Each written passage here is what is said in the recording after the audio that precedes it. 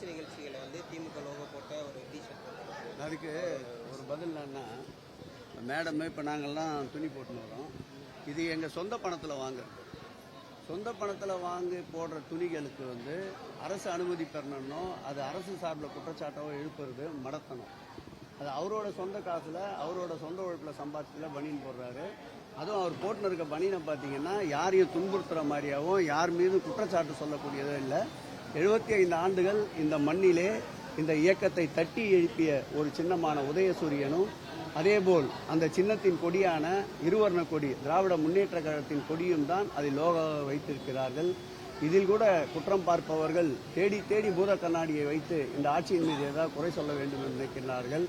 ஆகவே இது மடத்தனமான ஒரு கேள்வி. சட்ட ஒழுங்கு சரியில்லைன்னு சொல்லிட்டு இன்னைக்கு மனித சங்கிலி போராட்டம் அதிமுக சார்பாக நடத்தப்பட்டது. சட்ட ஒழுங்கு நல்லா இருக்கிறது தானே அவங்க மனித சங்கிலியை நடத்த முடியுது. சட்ட ஒழுங்கு சரியில்லைனா எப்படி மனித சங்கிலி அவங்களாம் நடத்த முடியும்?